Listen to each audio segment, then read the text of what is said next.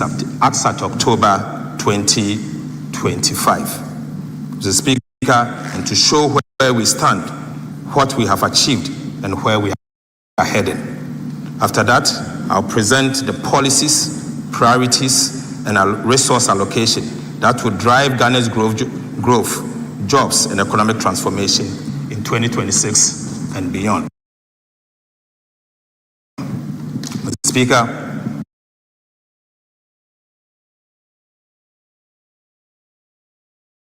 at the beginning of the year, we inherited a painful effect of the fiscal slippages of 2024. Pressures that weighed heavily on households and businesses and public finances. The Speaker, confidence was fragile. Inflation remained elevated. The exchange rate was unstable and the public debt was elevated. Yet, through visionary leadership, fiscal discipline, and policy consistency, the tide has finally turned. Mr. Speaker, Ghana's economy has now recovered, marked by renewed investor confidence and an improved macroeconomic outlook. Mr. Speaker, I'll now give you real sector performance. Mr. Speaker, Ghana's economy has regained its rhythm. Real GDP expanded by 6.3% in the first half of 2025, up from 5.1% in the same period of 2024, driven by stronger agriculture and service, lower inflation, and renewed business confidence. Non-oil GDP grew by 7.8%, showing that our growth is now powered by domestic production. Mr. Speaker, the service sector remains the heartbeat of recovery, surging 8.8%, with ICT up 17.2%, finance and insurance up 9.5%, and education up 14.9%. Agriculture, the backbone of stability, also grew by 6%, doubling that of last year. Mr. Speaker, cocoa rebound from a sharp 21.4%, contracting to 2.8% growth. Mr. Speaker, thanks to the targeted farm support and smarter policies. Industry held steady despite reduced oil output.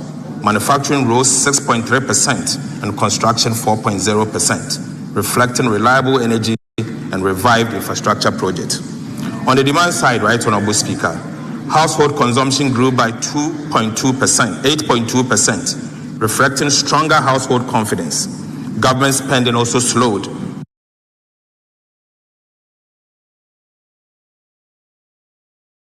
to 3.7%, proving fiscal discipline.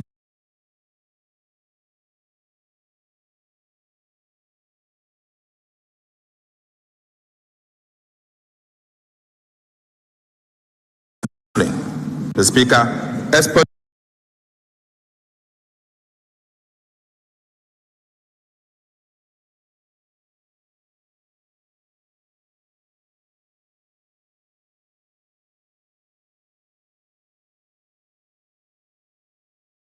grew 11.5%, led by gold, cocoa,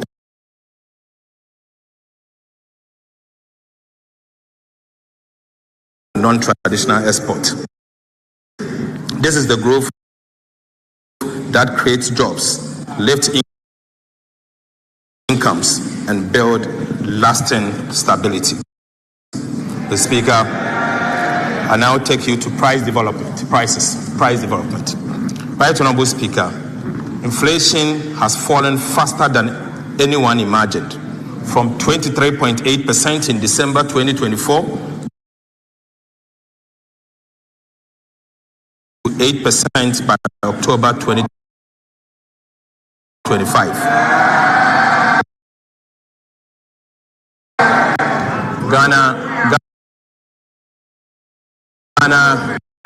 Ghana is back to a single-digit inflation. This was not by sheer luck. It is the outcome of discipline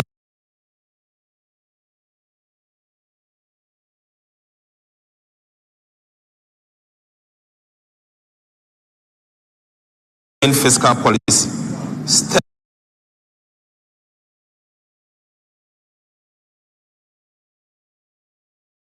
monetary management, stable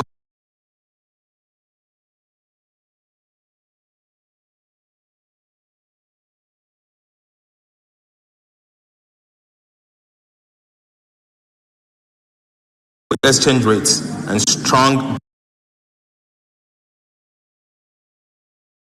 domestic production. Together, these have restored confidence, stabilized the city, and eased the pressure on families and businesses. Food inflation reduced from 27.8% to 9.5%. Prices of everyday food such as tomatoes, garden eggs, okra, and fish are finally falling. Mr. Speaker, non-food inflation also dropped from 20.3% to 6.9%, supported by steady fuel prices and lower import costs. Right, Honorable Speaker, this progress proves that sound policies brings real relief. Sound policies brings real relief. Keeping fiscal discipline, boosting food security, and ensuring strong coordination between the fiscal and monetary authorities. The Speaker, I now take you to fiscal performance. The Speaker, 2025 marked one of Ghana's strongest fiscal turnaround in decades. The primary balance on commitment basis swung from a 3% deficit in 2024 to a 1.6% surplus by September 2025, exceeding the target and proving that discipline delivers results. Mr. Speaker, reforms in revenue mobilization and spending controls anchored this recovery. The removal of nuisance e-levy did not weaken revenue. Broader tax reforms and efficient gains. Speaker, reforms in revenue mobilization and spending controls anchored this recovery. The removal of nuisance e-levy did not weaken revenue. Broader tax reforms and efficient gains lifted non-oil tax revenue to 8.7% of GDP, up from 7.8% in 2024.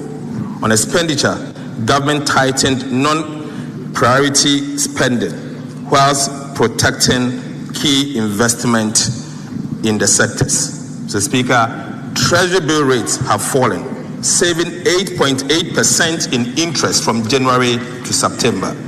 Mr. Speaker, 8.8 billion from January to September. Mr. Speaker, public debt dropped to its lowest in a decade, and Ghana's debt risk has been reclassified from high to moderate. These gains have created space for social and capital and ensures every city works for the Ghanaian people. Mr. Speaker, I take you to social protection. Right, Honorable Speaker, even as we pursue fiscal consolidation, government protected and expanded social spending to cushion vulnerable households. Allocations to social protection programs increased to 0.9% of GDP, up from 0.6% in 2024. Mr. Speaker, these targeted interventions reflect our conviction that economic stability must translate into social progress. Mr. Speaker, I will now give you an update on power purchase agreements, renegotiations, and other reforms in the energy sector. Right, Honorable Speaker, when this administration took office, Ghana's energy sector was saddled with about $1.4 billion United States dollars in debt to independent power producers, a ticking fiscal bomb, I call it. Mr. Speaker, today, that burden has been lessened. We have renegotiated all power purchase agreements led by Ghanaian experts at no cost to the state, saving over 250 million US dollars and restructuring 1.1 billion Ghana cedis over a four-year period. Mr. Speaker, government is now fully current on payment, clearing 300 million United States dollars in 2025 year to date and allocating 345 million United States dollars for 2026. Mr. Speaker, for the first time, we are not accruing new arrests in energy sector. Solar tariffs projects like BXC and Mineji have dropped from 18 to 6.5 cents per kilowatt hour, cutting costs and expanding access. Mr. Speaker, this was achieved as part of the renegotiation. Mr. Speaker, the Electricity Company of Ghana revenues has risen almost 90% from 900 million to 1.7 billion Ghana cedis per month, thanks to better enforcement of the cash waterfall mechanism. Mr. Speaker, I repeat, ECG's revenue has improved by almost 90% per month, from 900 Ghana cedis per month to 1.7 billion Ghana cedis per calendar month. Mr. Speaker, I'll now give you an update on the audit of arrears and payables. Mr. Speaker, upon assuming office, government was confronted with outstanding arrears and payables totaling 68.8 billion Ghana cedis, comprising 50.5 billion in unpaid invoices and interim payment certificate (IPCs) and 18.3 billion in outstanding bank transfer advices (BTs). Mr. Speaker, in fulfillment of our pledge to protect the public purse and ensure value for money, we commissioned the Auditor General, working directly with PwC and EY, to conduct an independent validation of these arrests and commitment. Mr. Speaker, as I informed this August House during the media review of the 2025 budget, this special audit covered all verified arrests and commitment as at end December 2024. The objective was to establish the legitimacy of the claims, identify irregularities, and address the fiscal risk arising from the accumulation of these arrests and outstanding commitment. Mr. Speaker, the exercise has now been completed, and the Auditor General is finalizing his report for submission to Parliament. But Mr. Speaker, the findings are troubling and very damning. Very damning. Mr. Speaker, out of the 68.8 billion, Mr. Speaker, I'll give headline numbers whilst we wait for the Auditor General to submit the report next week. Mr. Speaker, out of the 68.8 billion payable submitted for audit, 47.8 billion cedis was validated. Mr. Speaker, an additional 8.6 billion Ghana cedis remains under review, pending further validation due to inadequate documentation, missing third-party confirmation, and lack of supporting document. Mr. Speaker, these yet to be validated claims may be legitimate, but further evidence will be required before they can be recognized. But Right Honorable Speaker, about 10.4 billion Ghana cedis in claims were rejected. Mr. Speaker, due to duplications, recycled IPCs, inflated invoices, falsified stores receipts advice, and instances of no work but demanding money. Right Honorable Speaker, out of the rejected amount, about 1 billion Ghana cedis, comprising BTAs, bank transfer advices, that had already been processed by the Ministry of Finance and were ready for payment by the Controlling Accountant General and Bank of Ghana, were rejected. The Speaker, without this audit, these claims would have been paid, underscoring the importance of vigilance and verification. Mr. Speaker, about 2 billion Ghana cedis was also reclassified from claims to BTS. Right Honorable Speaker, the report is ready and it will be submitted and the detail may be discussed by this House. Mr. Speaker, this audit has not only saved the the nation billions in potential losses, but also restored accountability, strengthened expenditure controls, and reaffirmed this government's unwavering commitment to fiscal discipline and transparency. Mr. Speaker, we have identified an abuse in the use of import declaration forms, IDFs. Mr. Speaker, I'll give you the update. Right Honorable Speaker, our investigation into Ghana's import system exposed a staggering abuse of import declaration forms, a tool meant to support legitimate trade, but now hijacked for illicit transfers and tax evasion. Mr. Speaker, between April 2020 and August 2025, over 525,000 transactions amounting to an equivalent of $83 billion were processed through ICOMS. Mr. Speaker, surprisingly, this amount of $83 billion were transferred from Ghana in the name of imports. But surprisingly, Mr. Speaker, only 10,440 of these transactions were linked to actual imports. Mr. Speaker, an equivalent of $31 billion in transactions were transferred abroad with no goods imported into the country. Mr. Speaker, these leaks bleeds our reserves, weakens the Ghana cedi, and deprive the economy of resources that should have been used to build schools, roads, and hospitals. Mr. Speaker, the audit also reveals that some importers underdeclared values to hide about 76 billion cedis in imports, denying Ghana about 11 billion Ghana cedis in potential revenue between 2020 to 2025 August. Mr. Speaker, other importers inflated transfer values, aided by some banks that ignored the $200,000 ceiling set by the central bank. Over 17,700 IDF applications broke this limit, channeling an equivalent of about 20 billion United States dollars in unverified transactions out of Ghana. Right Honorable Speaker, this was not a loophole. Mr. Speaker, I repeat, this was not a loophole. It was an organized system for exploitation. In fact, an organized crime.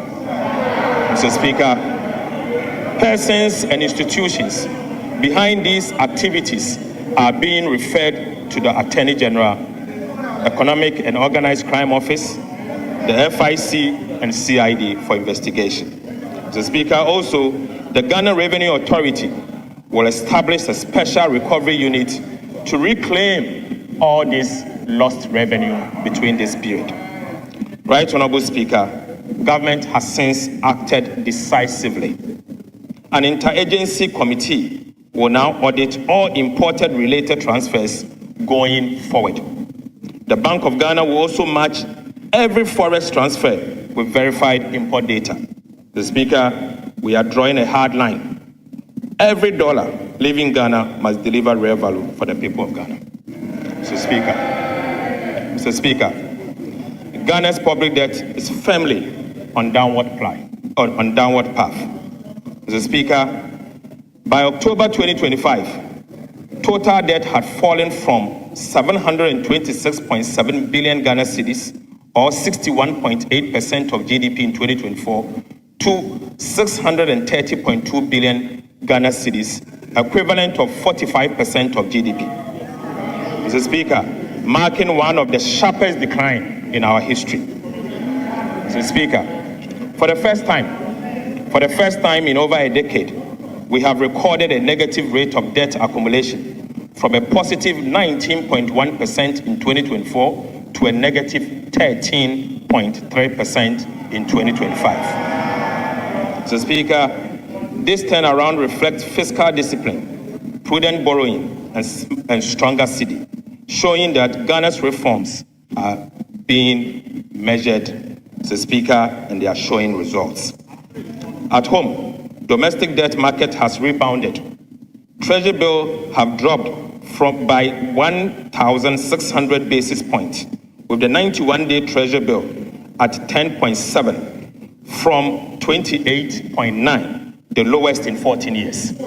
Mr. Speaker, government has paid 20.3 billion Ghana cedis in bond coupons, restoring trust and market liquidity. Mr. Speaker, Eurobond prices are up by 17%. Yield down by 300 basis points, and investor confidence is back. Mr. Speaker, Ghana has entered a new era of debt sustainability, anchored on discipline, transparency, and fiscal sovereignty. Mr. Speaker, I'll give an update on sovereign credit ratings. Right Honorable Speaker, all three major international rating agencies have upgraded Ghana's, affirming new faith in our macroeconomic management. In June 2025, Fitch lifted Ghana from restricted default to B-. Again, Moody's in October upgraded Ghana to Caa1. And Mr. Speaker, in November, a couple of weeks ago, S&P also upgraded Ghana to B-/B. The Speaker, together, these upgrades marks a global vote of confidence. Ghana is once again credible, stable, and open for business. Mr. Speaker, I take you to monetary and financial sector performance. Right Honorable Speaker, monetary policy in 2025 stayed tight but effective, thanks to prudent management by the central bank and the governor. The Speaker, the Bank of Ghana cut broad money growth to 16.6% and base money to 4.5%, sterilizing 55 billion Ghana cedis to stabilize the cedi and lock in the lowest inflation in 4 years. Right Honorable Speaker, Ghana's external sector remained strong in 2025. The current account surplus rose to 3.2% of GDP from 2%, driven by robust gold and cocoa export, higher remittance, and strict import management. Mr. Speaker, a $2.1 billion United States dollar trade surplus and growth in non-traditional exports showed a more diversified economy. The Ghana cedi appreciated against the US dollar from 16.35 Ghana cedi to the US dollar in November 2024 to 10 cedi 92 pesos as at 10th November 2025. Mr. Speaker, this represents a rare appreciation of 35%, reflecting sound fiscal and monetary policy management. Right Honorable Speaker, this stability lowered debt costs and eased inflation. Gold and cocoa powered the recovery. Gold earnings rose 68% to 11.2 billion United States dollars. Speaker, cocoa rose 170% to 2.47 billion United States dollars. Pulse oil dipped to 1.83 billion. Right Honorable Speaker, Ghana's rising export firms reserves, and a stable cedi confirms one thing, that Ghana's recovery is real, disciplined, and indeed lasting. Mr. Speaker, take you to sectorial performance. Right Honorable Speaker, the story of Ghana's economic recovery in 2025 is best told through the work of our ministries, departments, and agencies. Across every sector, from agriculture and industry to governance, infrastructure and human development, performance in 2025 reflects disciplined execution and innovation. The Speaker, our task now is to sustain this momentum. We will boost productivity in agriculture and industry, accelerate infrastructure delivery, and strengthen governance and skills development. Sector ministers will present their outlook in detail, but the message is clear. Ghana is rebounding with purpose and rising with promise. Mr. Speaker, the 2026 medium-term policy objectives and targets is what I'm now going to present. Right Honorable Speaker, as we enter 2026, our mission is clear: to turn the hard-won stability of 2025 into shared prosperity. Mr. Speaker, the sacrifices made by Ghanaians over the past year have restored hope and confidence in our economy. Inflation is down, the city is stronger, and growth has regained momentum. Mr. Speaker, our fiscal strategy will match discipline with compassion. Our key fiscal policy priorities for 2026 are as follows. First will be to maintain fiscal discipline by sustaining a primary surplus of 1.5% of GDP on commitment basis. Speaker, the second is to mobilize domestic resource through continuous implementation of our medium-term revenue strategy. Speaker, will promote value for money and rationalize spending, ensuring that every city delivers value for citizens whilst eliminating leakages and inefficiency.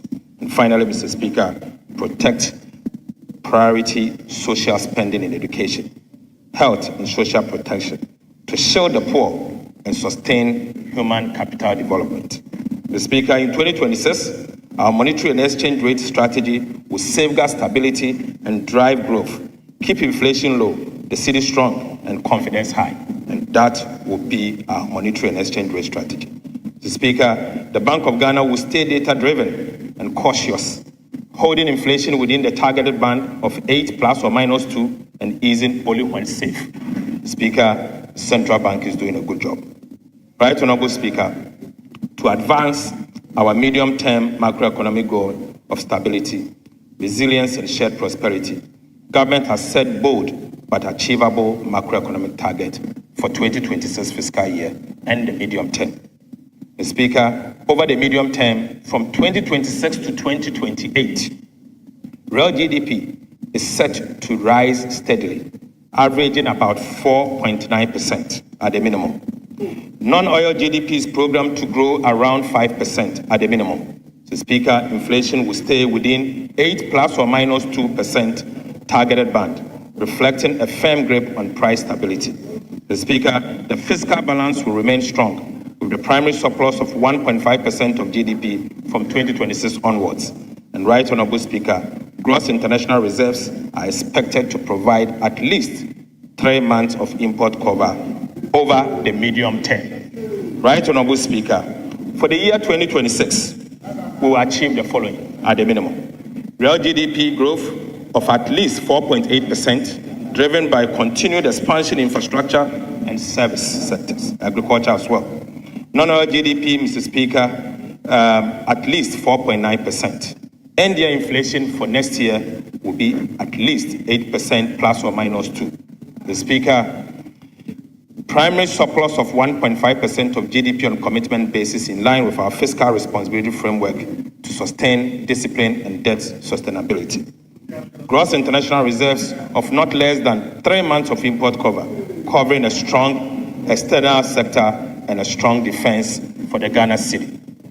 Mr. Speaker, Ghana's fiscal strategy over the medium term is to lock in stability and turn it into lasting growth. From 2026, government will sustain a primary surplus of at least 1.5% of GDP on commitment basis each year, anchoring fiscal discipline and debt sustainability. Mr. Speaker, revenue and grant are projected to rise from 16.4% of GDP in 2025 to 16.9% in 2026, reaching 17% by 2029, driven by stronger tax administration. Right, Honorable Speaker, our focus is on expanding the tax net, not overburden existing taxpayers. Mr. Speaker, expenditure growth will remain disciplined, rising modestly from 15% of GDP in 2025 to 15.4% in 2026. As a result, the fiscal deficit will narrow sharply from 2.8% of GDP in 2025 to 2% in 2026 and 2.1% by 2029. Mr. Speaker, in 2026, government will target a primary surplus of 1.5% of GDP, consistent with our fiscal anchor. The overall fiscal deficit on commitment basis is projected at 2.2% of GDP. On cash basis, the overall fiscal deficit is projected at 4% of GDP. Mr. Speaker, this fiscal stance balances consolidation with growth, maintaining discipline while safeguarding resources for productive investment under the Big Push Infrastructure Program and other national priorities. Mr. Speaker, and I'll take you to revenue mobilization for 2026. Right Honorable Speaker, in 2026, government expects to collect total revenue and grant of 268.1 billion Ghana cedis, up from 226.7 billion in 2025, a strong 18.3% increase. Non-oil tax revenue, the backbone of domestic mobilization, is projected at 216.1 billion Ghana cedis, growing on the back of improved compliance and enforcement. Oil and gas receipts are expected to contribute 13.6 billion Ghana cedis, supported by steady global prices. The Speaker, non-tax revenue is projected at 20.9 billion, with 18.2 billion retained by ministries, departments, and agencies to sustain essential service. The Speaker, additional inflows from Senate transfers and energy sector levies are estimated at 14.4 billion Ghana cedis, whilst development partners grant will add 3.1 billion to fund key projects. The Speaker,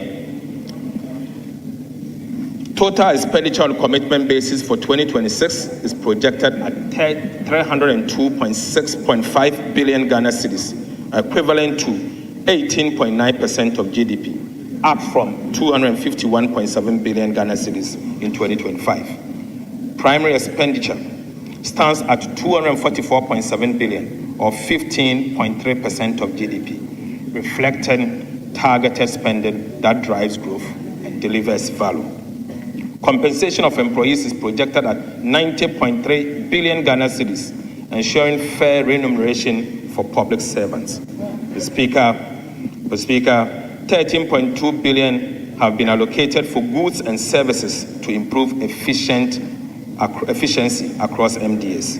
Right Honorable Speaker, capital expenditure will rise sharply to 57.5 billion Ghana cedis, or 3.6% of GDP, led by the Big Push Infrastructure Program, which alone will absorb 30 billion Ghana cedis for road development. The Speaker, interest payments are projected to decline to 57.7 billion thanks to prudent liability management. The Speaker, grants to statutory funds, energy payment, and other essential transfers totals 63.6 billion Ghana cedis, whilst ESLA and IPP commitments are estimated at 19.7 billion Ghana cedis. Overall, the 2026 appropriation stands at about 357.1 billion Ghana cedis. Mr. Speaker, this is a bold yet responsible budget designed to sustain stability, build infrastructure, and improve the lives of every Ghanaian. Mr. Speaker, I now take you to budget balances and financing. Right Honorable Speaker, the overall fiscal balance on commitment basis is projected at a deficit of 34.4 billion, equivalent to 2.2% of GDP. The corresponding primary balance records a surplus of 23.3 billion Ghana cedis, representing 1.5% of our GDP. Mr. Speaker, on cash basis, the overall deficit is projected at 64.2 billion Ghana cedis, equivalent to 4% of GDP. The cash deficit of 64.2 billion will be financed from balanced mix of foreign and domestic borrowing sources. The Speaker, foreign finance is projected as a net repayment of 6.6 billion, or 0.4% of GDP. This includes extended disbursement, expected disbursement from the IMF and the World Bank. The Speaker, domestic financing will amount to 71 billion Ghana cedis and will be sourced from long and short-term government securities. The Speaker, the strategy will support domestic market development and ensure their sustainability, as well as maintaining financial sector stability. Right Honorable Speaker, Ghana's 2025 to 2028 debt management strategy marks a decisive shift to responsible borrowing.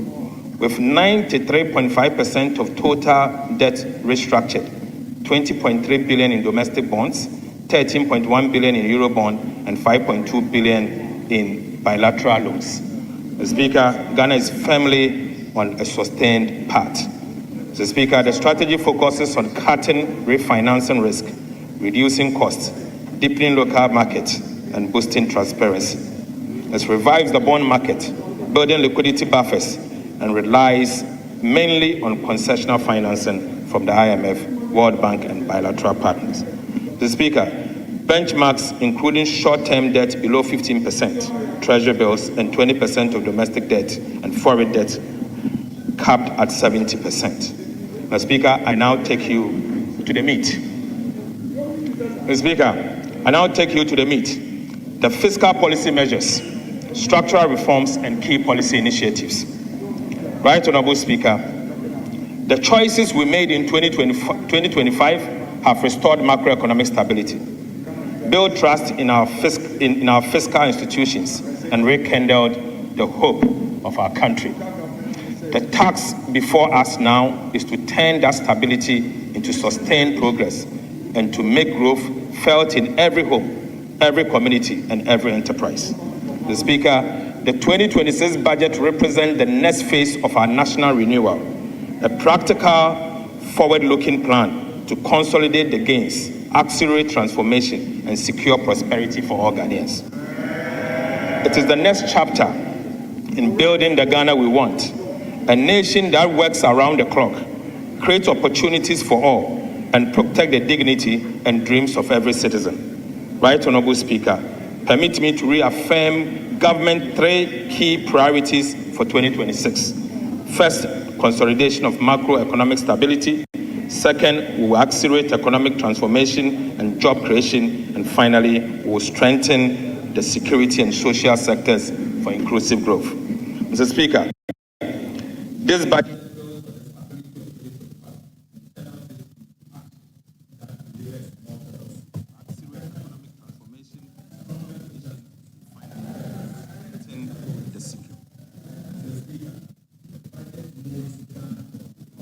This budget builds on the stability of 2025 and channels it into action that delivers more jobs, better infrastructure, stronger industries, and better public service. Mr. Speaker, the budget moves Ghana from recovery to transformation and from promises to progress. Right Honorable Speaker, let me now outline the core policy measures, structural reforms, and structural reforms. Mr. Speaker, government remains steadfast in the commitment to restore and sustain fiscal stability as the foundation for inclusive growth.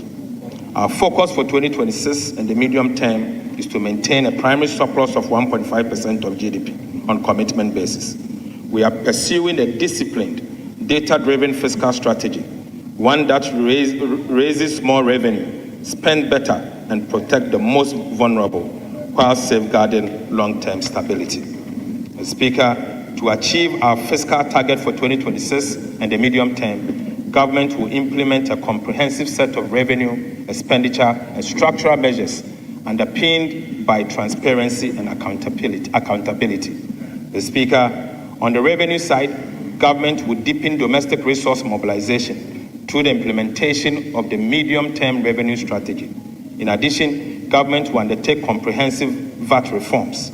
Will also tighten enforcement of tax arrests and exemptions, ensuring that all eligible entities pay their fair share. Mr. Speaker, these measures are expected to lift non-oil revenue to 15.7% of GDP in 2026 from a projected 15.1% of GDP in 2025.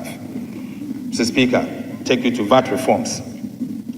In 2025 budget and the media fiscal policy review, government made a firm promise to reform Ghana's value-added tax system, to make it fairer, simpler, and more efficient. We pledge to remove distortions, addressing the cascading effect inherent in the VAT system, strengthen compliance, and create a tax regime that supports both businesses and fiscal stability. These distortions have negatively impacted overall welfare, increased the deadweight loss in the economy, and significantly reduced VAT compliance. Today, Mr. Speaker, I'm proud to report to this House that we have finally delivered on that promise. Mr. Speaker, after months of detailed analysis and broad consultations with stakeholders, we have completed the design of a modernized VAT system fit for Ghana's economic transformation agenda. Mr. Speaker, government is therefore submitting to this House today and for approval, Mr. Speaker, a bold package of VAT reforms that will make our tax system more equitable, transparent, and business-friendly. Right, Honorable Speaker, the new VAT reforms will do the following. We will abolish the COVID-19 health recovery levy. Mr. Speaker, we will abolish the decoupling of GET-Fund and National Health Insurance levies from the VAT tax base. Mr. Speaker, we will abolish VAT on recognizance and prospecting of minerals. Mr. Speaker, we will reduce the effective VAT rate from 21.9% to 20%. Mr. Speaker, we will raise the VAT registration threshold from 200,000 to 750,000 cedis. Mr. Speaker, we will extend VAT zero rating on the supply of local manufacturing textiles to 2028. Mr. Speaker, for emphasis, we promise to abolish the COVID-19 levy. With the support of this House, Mr. Speaker, I'm proud to say that I'm happy to announce that today, COVID-19 levy is accordingly abolished. Mr. Speaker, by abolishing the COVID-19 levy, government is putting 3.7 billion Ghana cedis in the pockets of the individuals and businesses in 2026. Mr. Speaker, these reforms will also reduce the cost of doing business by 5% as a result of subjecting GET-Fund and NHIL levies to input-output deductibility for businesses, Mr. Speaker. Altogether, the VAT reforms is expecting to give back nearly 6 billion Ghana cedis to businesses and households. We'll give it to you. Give it to you. 6 billion cedis, Mr. Speaker. Right, Honorable Speaker, the VAT registration threshold has declined in real terms from 200,000 Ghana cedis in 2015 to approximately 48,000 Ghana cedis in recurrent values. Mr. Speaker, this means that small and micro businesses that were exempted in 2015 from VAT registration are now compelled to register and charge VAT. This has placed an undue burden on small and micro businesses and also increased the cost of administering VAT.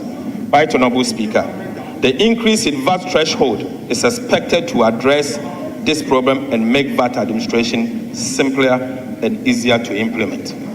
So, Speaker, VAT on mineral exploration and reconnaissance has led to very little investment in minerals exploration over the past 2 decades.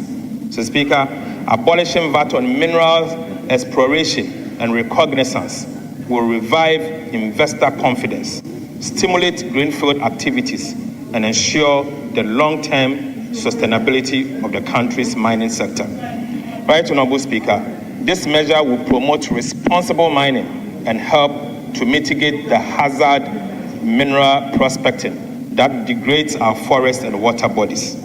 So, Speaker, to support the domestic textiles industry, government zero-rated the VAT on supply of local manufactured textiles, which is due to end in December 2025. Government is resolute in supporting the domestic textiles industry, which has demonstrated a capability to expand when given the appropriate fiscal incentives. The Speaker, in line with this and the Ghana Textiles and Garment Policy, government has decided to extend the zero rating to end December 2028, protecting over 2,000 direct jobs. The Speaker, the VAT reforms will make Ghana a more business-friendly economy, create the opportunity for businesses and expansion and to create more jobs. The Speaker, we are not only seeking to change the policy and framework around VAT, we are also deploying electronic and digital solutions to improve VAT administration. The Speaker, the measures proposed will include the following: the introduction of digital solutions to tax collection system. The second is to introduce the fiscal electronic devices. The third, Mr. Speaker, the introduction of VAT reward schemes designed to encourage general public to assist with policing VAT revenues by collecting VAT receipt for purchases they make. Mr. Speaker, this will allow taxpayers to use their VAT receipt to benefit from a VAT promotion and reward scheme. Right Honorable Speaker, these reforms mark a turning point in Ghana's value-added tax administration. They will make compliance easier for businesses, strengthen revenue mobilization, and enhance credibility of our fiscal framework for 2026 and the medium term. Mr. Speaker, the Ghana Revenue Authority will roll out a comprehensive public education and awareness campaign to ensure a smooth and transparent implementation of these reforms. Mr. Speaker, it honors our pledge to lighten the load on honest taxpayers whilst building a strong, fairer foundation for national development. Right Honorable Speaker, beyond the VAT, government will, ahead of 2027, embark on a comprehensive reform of Ghana's key tax laws, including the Income Tax Act, Excise Tax Acts, and the Customs Tax Act, to align them with global best practices, promote equity and competitiveness, simplifying compliance and enhance revenue generation. The Ministry of Finance will commence these reviews in 2026, engage stakeholders and submit a draft to Parliament as part of the 2027 budget. Mr. Speaker, closing revenue leakages at the port. Right Honorable Speaker, significant leakages at our port continue to undermine revenue mobilization. A recent audit revealed systemic weakness in classification, valuation, and cargo inspection. In 2024 alone, Ghana recorded imports valued at 204 billion Ghana cedis in cost insurance and freight. Yet, only 85 billion Ghana cedis was taxable, pointing to misclassification and underinvoicing. To tackle this, government will deploy an AI-driven pre-arrival inspection for all cross-border shipment.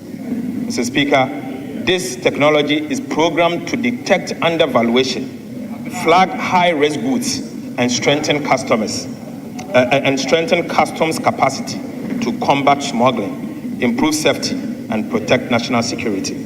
Right Honorable Speaker, by integrating automation into port operations, we expect to significantly boost customs revenue, enhance trade efficiency, and close long-standing revenue gaps. Mr. Speaker, on the expenditure front, we will continue to rationalize spending by eliminating low-value programs and streamline earmark funds, freeing space for critical priority projects such as roads, energy, agriculture, and education. Mr. Speaker, every cedi saved will be redirected to projects that create jobs and delivers tangible benefit for Ghanaians. Mr. Speaker, to achieve this and support the fiscal sustainability agenda, key expenditure measures for the 2026 fiscal year are as follows. The first will be that we will contain recurrent expenditures by capping non-essential expenditures such as foreign travels, workshops, and vehicle procurement, and elimination of low-impact programs. The Speaker will rationalize earmark funds, reinforce commitment authorization, continue to strengthen social protection system by safeguarding allocation to LEAP. The Speaker will prioritize capital investment in infrastructure, particularly in the area of Big Bush. Right Honorable Speaker, on the structural reform side, we'll pursue the following. Government will enforce sanctions under Section 96 to 98 of the Public Financial Management Act. The payroll validation exercise led by the Ministry of Finance in collaboration with the Controller and Accountant General will also be done. So, Speaker, comprehensive review and audit of the budget preparation and implementation process will be undertaken. We will implement recommendations from the comprehensive arrest and commitment audit by the Auditor General, aided by EY and PwC. Right Honorable Speaker, will strengthen fiscal discipline and accountability through the operationalization of Revised Fiscal Responsibility Act. Mr. Speaker, we will institutionalize quarterly expenditure reviews. Right Honorable Speaker, together These measures will ensure that Ghana lives within its means, mobilize resources fairly, and spend efficiently. Fiscal discipline is not an end in itself. It is the bridge between stability and progress, between policy and real improvement in the lives of our people. Right Honorable Speaker, the real value of Ghana's procurement threshold has eroded over time, trapping even small projects in slow, expensive approval cycles. The Speaker, the last review was in 2016. Since then, inflation and currency depreciation have made it nearly impossible for district assemblies, for example, to deliver basic community projects efficiently. The Speaker, the government is therefore updating procurement thresholds under the Public Procurement Act to restore their values and match today's market realities. Right Honorable Speaker, years of inflation and weak oversight have drained real value from public spending. Too often, projects are overpriced, delayed, or abandoned because scrutiny comes only after money is spent. To fix this, government will establish an independent value for money office, a permanent guardian of efficiency, accountability, and fiscal integrity. Mr. Speaker, it will certify major projects before approval, monitor delivery, and evaluate results to ensure every city delivers measurable value. The office will enforce cost benchmarks, require public VFM certificate for contracts, and coordinate with the Auditor General, the Public Procurement Authority, and Internal Audit Agency to impose penalties for waste and fraud. Right Honorable Speaker, the Value for Money Transparency Portal will publish certified projects and citizen feedback in real times. Mr. Speaker, this reform will save up to 3 billion Ghana cedis a year, cut contract inflation, and rebuild public trust. Mr. Speaker, the Value for Money Office is not just another agency. It is Ghana's watchdog for prudent spending and real results. Mr. Speaker, we will be making the following amendment. Right Honorable Speaker, Ghana's petroleum wealth must work harder for its people.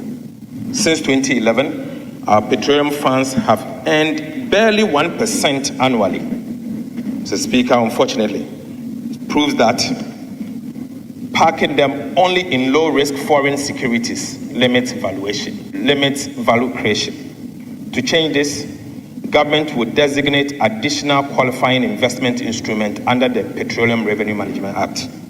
This will allow a portion of the petroleum fund to be invested in commercial viable domestic energy projects, such as gas and power infrastructure, that will drive industrialization and jobs whilst improving long-term returns. Mr. Speaker, this reform follows global best practices.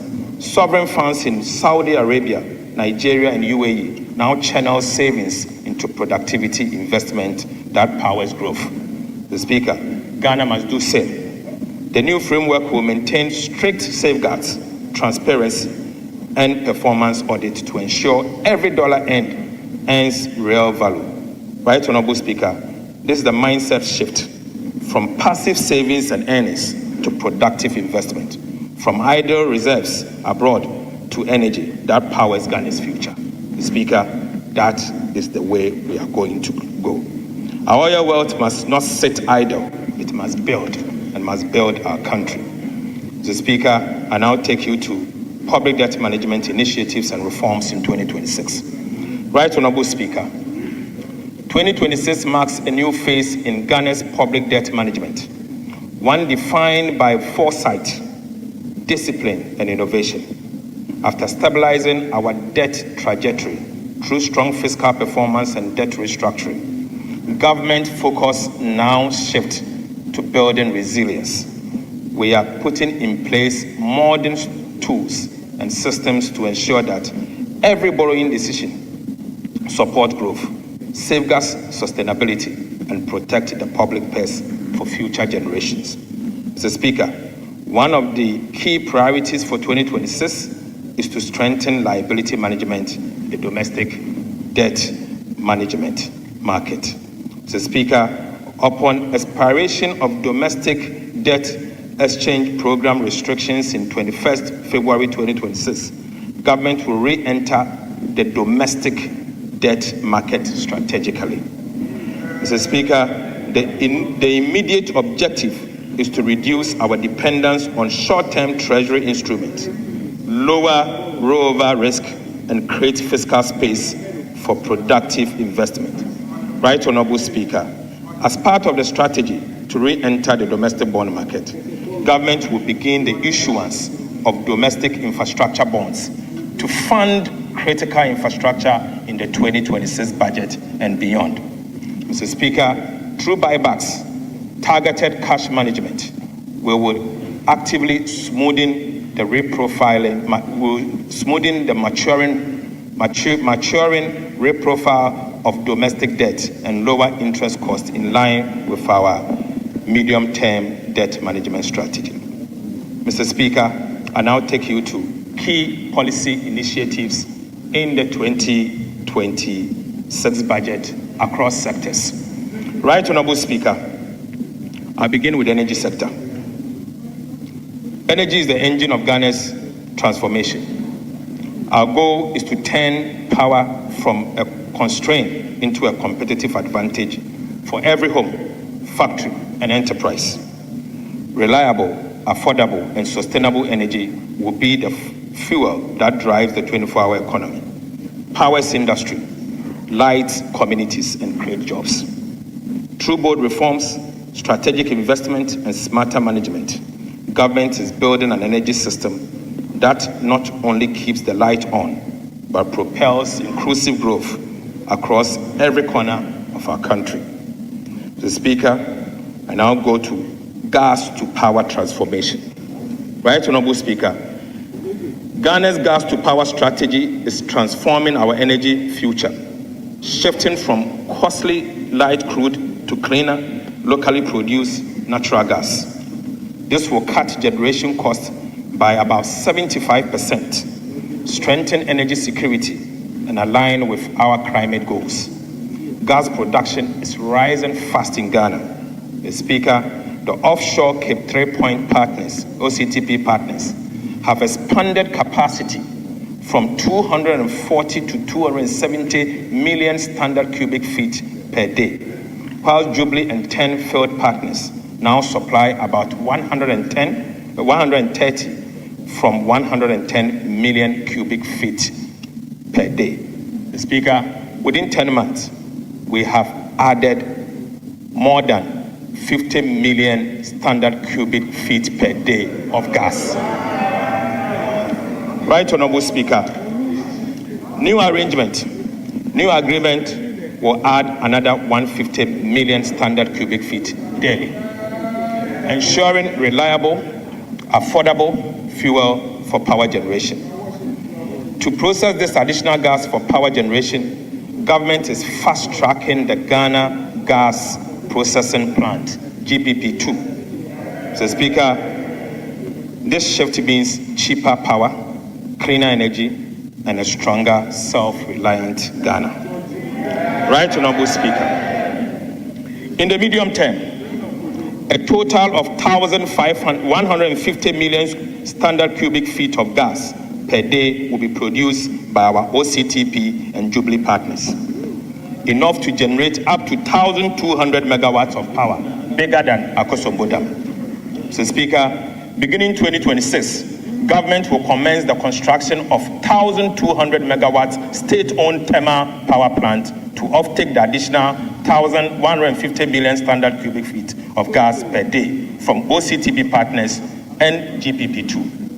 Mr. Speaker, I repeat, beginning 2026, government will commence the construction of a 1,200 megawatt state-owned thermal power plant to offtake the additional 150 million standard cubic feet of gas per day from OCTP partners and GPP2. This plant will support the provision of reliable and affordable power and secures Ghana's energy future. Mr. Speaker, the 1,200 megawatts is bigger than what our almighty Akosombo can produce. Right, Honorable Speaker, Ghana's oil production has witnessed consistent decline over the years, falling from 71.4 million barrels in 2019 to an estimated 36 million barrels in 2025, almost 50% decline. President Mahama has taken decisive action to reverse this trend. Mr. Speaker, government investor-friendly reforms have already secured over $3.5 billion in new investment commitment. These includes a $2 billion United States framework agreement for the Jubilee and 10 fields to drill 20 new wells, and a $1.5 billion United States memorandum of intent with OCTP partners to expand operations. Mr. Speaker, this new investor-friendly environment has also drawn the interest of oil and gas majors such as Shell in our upstream industry. This is expected to bring in new capital, technology, and expertise to increase our oil and gas production. Right, Honorable Speaker, GNPC will commence drilling for oil on the offshore Voltaire Basin in October 2026. The prospects look good to expand Ghana's hydrocarbon production. Right, Honorable Speaker, an upstream regulatory and fiscal review is underway to make Ghana's petroleum regime more competitive, transparent, and stable. Mr. Speaker, in 2026, government will roll out Rural Electrification Acceleration and Urban Intensification Initiative to achieve universal access to power. Mr. Speaker, through a faster turnkey model, it will connect every unserved community, boost rural economies, and drive Ghana's 24-hour economy policy. An electricity intensification program will extend connections to all remaining homes and businesses, ensuring that no Ghanaian is left without power. Mr. Speaker, the rollout starts in Volta, Oti, Savannah, and Central regions in 2026, expanding nationwide by 2029 with off-grid solar to remote areas. Mr. Speaker, electricity will be universal, reliable, and life-changing. Right, Honorable Speaker, we will undertake feasibility studies on mini hydroelectronic potentials of the Volta, Red Volta, and other southern river systems.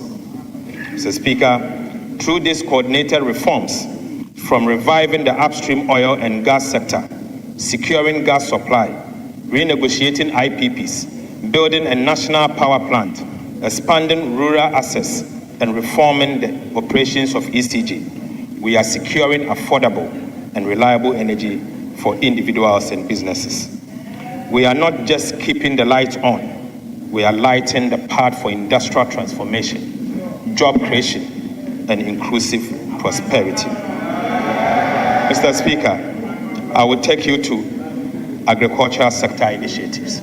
Right, Honorable Speaker, agriculture remains the heartbeat of Ghana's economy, the source of food, jobs, and dignity for millions of our people. Mr. Speaker, our vision is to make Ghana's agriculture commercial, modern, mechanized, market-driven, and youth and women-led. The focus is on creating agro-industries across the country, dynamic hubs where production, processing, and distribution happens around the clock. Mr. Speaker, this is how we will feed our people, provide raw materials for our industries, reduce imports, create jobs, and make farming profitable. Once again, Right Honorable Speaker, in view of that, we have developed a national policy on integrated oil palm development. Mr. Speaker, government is launching the National Policy on Integrated Oil Palm Development, a bold plan to turn Ghana's red gold into a powerhouse of jobs, industry, and foreign exchange. Right Honorable Speaker, despite being one of Africa's pioneers in oil palm, Ghana still import nearly 200,000 metric tons of crude palm oil yearly, costing over 200 million United States dollars. This policy changes that by expanding plantation, boosting refinery and processing, will create about 250,000 jobs. So, Speaker, the goal is clear. 100,000 hectares of new plantation, self-sufficiency in palm oil, and global competitiveness, and creating 250,000 jobs in the value chain. To unlock this potential, government will secure a large climate-suitable land banks through the Ministry of Lands and Natural Resources to ensure fair compensation, secure tenure, and full environmental compliance. This marks a new dawn for Ghana's agro-industrial transformation. Mr. Speaker, we are putting together a $500 million equivalent oil palm development financing window. Mr. Speaker,